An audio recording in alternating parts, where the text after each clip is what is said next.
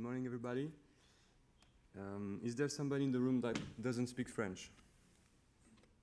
Okay, so I prepared this speech in French, but I would try to speak in English so that everybody can understand.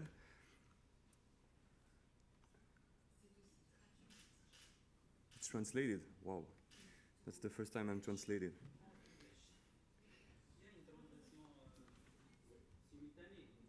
Ok, so, alors du coup je vais le faire en français. Alors bonjour à tous, donc mon nom c'est Yannick Charoton, je suis responsable technique chez Lambda Health Systems.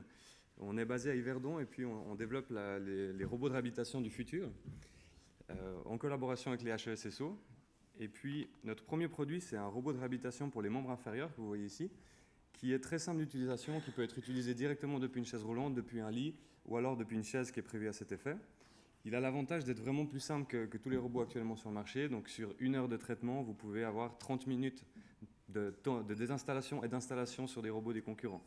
Avec celui-ci, en 2 minutes, votre patient est installé. Donc sur 1 heure de traitement, vous avez 58 minutes réelles de traitement pour le patient. Donc ça, c'est l'avantage principal.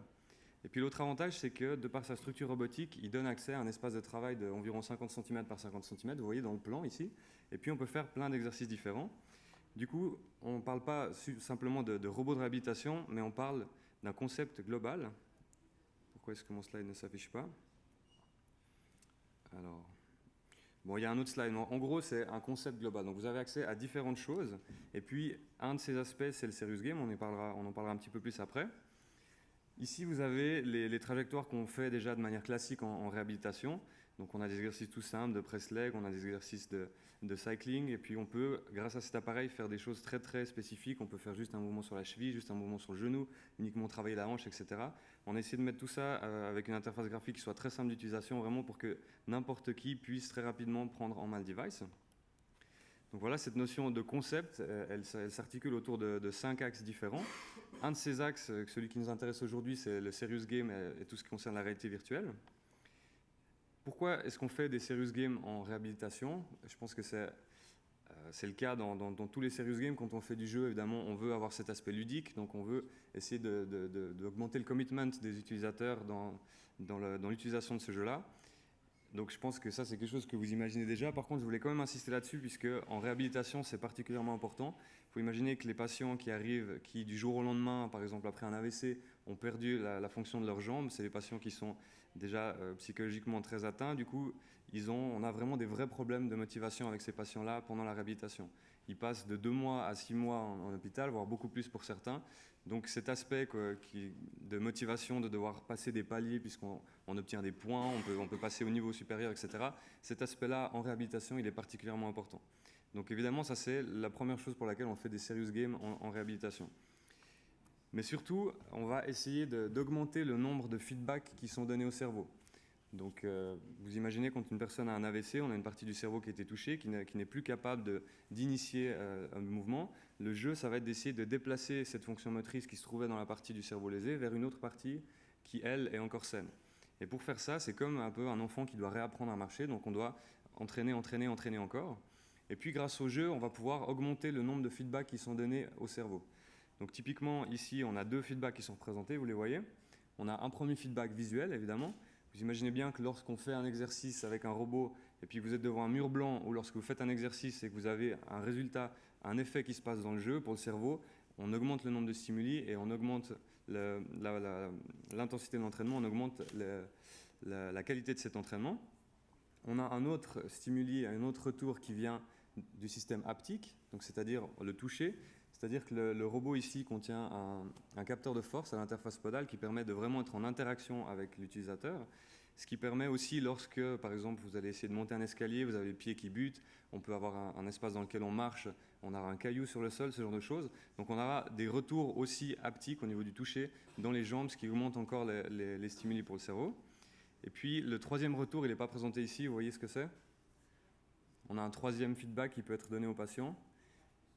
Exactement, par l'ouïe, très bien. Donc on a aussi des retours auditifs. On va par exemple marcher sur une certaine surface, on va entendre le bruit du sable, on va peut-être buter dans des choses, ça va faire tape, on va avoir le bruit des pas, ce genre de choses. Donc là, on augmente encore les feedbacks qui sont donnés au cerveau. Et tous ces feedbacks, c'est extrêmement important qu'ils soient cohérents. Donc si vous amenez des feedbacks des 3 sens qu'on vient de dire en même temps et que tout ça est cohérent, il y a vraiment quelque chose qui se passe au niveau du cerveau et on améliore la possibilité de réhabilitation. Donc voilà un petit peu les choses qu'on a développées. Certains jeux se jouent avec l'Oculus Rift. Actuellement, on n'a pas beaucoup de retours avec l'Oculus sur les patients, donc tous les jeux peuvent être joués soit directement depuis un écran, comme on voit ici, soit depuis l'Oculus.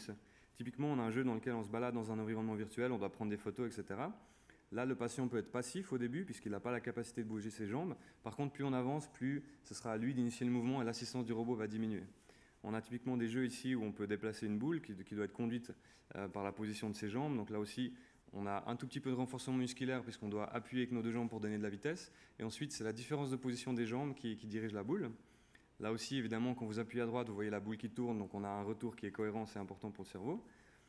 On a des jeux ici qui sont simplement du renforcement musculaire. Ici, il n'y a pas beaucoup d'aspects neuro qui sont étudiés derrière.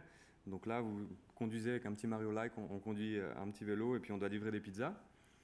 Ici aussi un jeu où là on cherche à travailler la sensibilité vraiment des membres, donc on doit conduire un vaisseau spatial et puis le jeu est très très sensible, donc c'est la différence de position de vos jambes mais avec une très très grande sensibilité.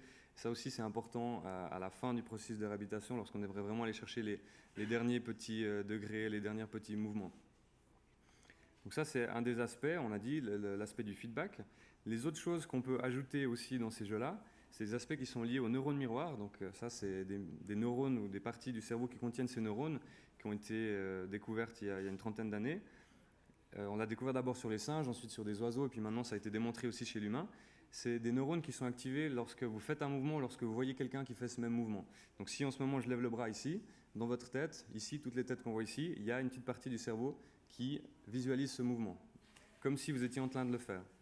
Et puis on s'est aperçu que le fait d'utiliser ces neurones-là aussi pouvait améliorer la qualité, améliorer la réhabilitation chez les personnes après un AVC.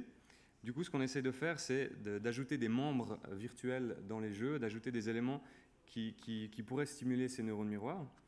Typiquement, on a un jeu où vous voyez sur l'écran qui est en haut, on a les membres qui sont représentés, les membres du patient qui sont là. Donc la personne dans le jeu voit les membres évoluer, donc on active ces neurones miroirs. Donc ça, c'est des choses aussi sur lesquelles on travaille. C'est des jeux qui malheureusement n'ont pas encore pu être testés avec des patients. On a pu faire un premier essai clinique avec les autres fonctionnalités du robot, mais toute la structure réglementaire et toute la logistique que demande un essai clinique pour à notre stade de start-up ne nous a pas permis actuellement de tester encore tous ces jeux avec des patients. Donc actuellement on s'est construit sur les premières fonctionnalités que je vous ai montrées et puis dans l'année prochaine on va pouvoir vraiment faire ça avec des patients. Il y a un slide sur lequel j'aime toujours bien finir puisque c'est un des jours qui a beaucoup changé notre vie à mon cofondateur et moi. Puisque c'était à la fin de notre premier essai clinique, justement, on a une dizaine de patients, dont cette dame qui a eu un AVC il y a 20 ans. Et il se trouve qu'elle a eu son AVC à 30 ans. Et ce jour-là, où on a pu discuter avec elle, qui nous a vraiment raconté son histoire, c'était par hasard l'anniversaire de les 30 ans de mon cofondateur. Donc on a été très touchés par cette histoire, puisque à notre âge, on s'imagine qu'un AVC ou que même beaucoup d'autres maladies graves, c'est pas tellement des choses qui peuvent nous toucher. On se sent un petit peu invincible à 30 ans. Quand elle nous a raconté vraiment son histoire, elle venait d'avoir un bébé qui avait une année, etc. Donc, on a été très touchés par cette histoire. Elle nous a même amené un gâteau à la fin, donc voilà, le dernier jour des essais cliniques, avec un petit message « Merci aux robots et à ces mecs ». On a été vraiment très touchés par ça et ça nous motive encore plus à essayer d'apporter cette technologie à un maximum de patients. Donc maintenant, ce qu'on aimerait, c'est vraiment pouvoir reproduire ce sentiment avec d'autres patients, d'autres personnes. Voilà, pour la suite. Merci de votre attention. Si vous avez des questions, j'y réponds avec plaisir.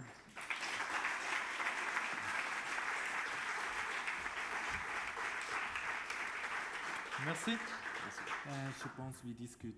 On discute après? Oui. C'est bon. Ah, moment, une question. Who has a question? Directement. J'aurais peut-être une question. Est-ce que dans votre approche, on voit que c'est très focalisé tout le domaine de la réhabilitation, vous avez envisagé d'introduire des paramètres qui concernent l'accompagnement psychologique de ces patients? C'est vrai qu'il peut y avoir des impacts au niveau aussi psychologique sur... Oui. En fait, ma question était sur le fait de comprendre que vous focalisez essentiellement sur la question de la neuroréhabilitation, oui. Mais je me posais finalement la question si l'accompagnement psychologique de ces patients peut aussi être un paramètre qui rentrera en ligne de compte actuellement ou dans le futur finalement. Alors actuellement, on n'a pas beaucoup travaillé ces éléments-là, donc le but c'est vraiment de faire du jeu. Donc rien que par le côté fun des jeux, on espère déjà que que l'accompagnement psychologique du patient sera meilleur, évidemment, parce que les journées sont vraiment longues. Vous avez souvent beaucoup d'attentes dans le lit. Il y a peut-être 3 séances d'exercice par jour. Si en plus ces 3 séances, c'est toujours un exercice rébarbatif, etc. Donc là, je pense qu'on apporte déjà notre petit plus. De par nos formations, voilà, on ne peut pas tout faire. Nous, on fait un jeu pour la neuroréhabilitation, donc on n'a pas trop cherché ces éléments-là. Par contre, on travaille avec des neuropsychologues, donc tout ce qu'on met dans les jeux est réfléchi pour ne pas choquer des sensibilités, par exemple. On a travaillé sur des modes où on peut gérer l'appauvrissement de la scène, donc on va pouvoir mettre moins d'éléments pour aussi pas non plus trop ajouter trop de stimuli à ces gens-là qui sont aussi assez fragiles. On imagine bien qu'on ne va pas tout de suite faire un jeu de guerre où à la place de l'appareil photo, vous remplacez par un fusil d'assaut, etc. Donc évidemment qu'on se pose ces questions-là, par contre, ce n'est pas notre but premier.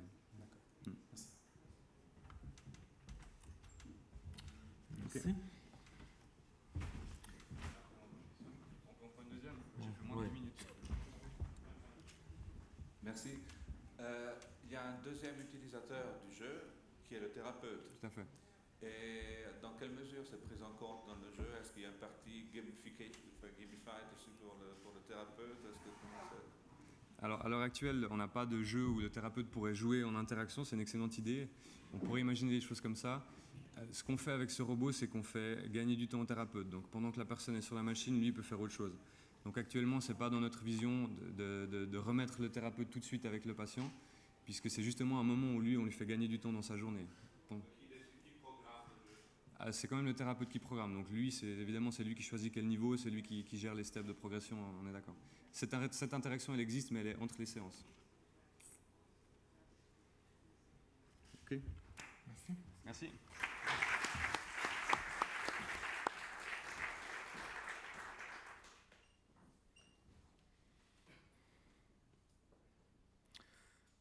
So, next person who comes on stage is Yassin. After we have seen, a treatment for accident and things like this, the next thing we see is, oh God, I'm not sure, we have to, is correct? We have a presentation of Explorer on Windows. So, next thing is something where you can ask, is this something you could do without computer? Is there an analog version of this? And it's about phobia treatment. There is a lot of phobia problems in our society, and I will not ask who has a phobia and will not tell it, because you know it's not so cool if someone knows that it's okay. So, immersive solution for phobias treatment. Yassin? Thank you, René.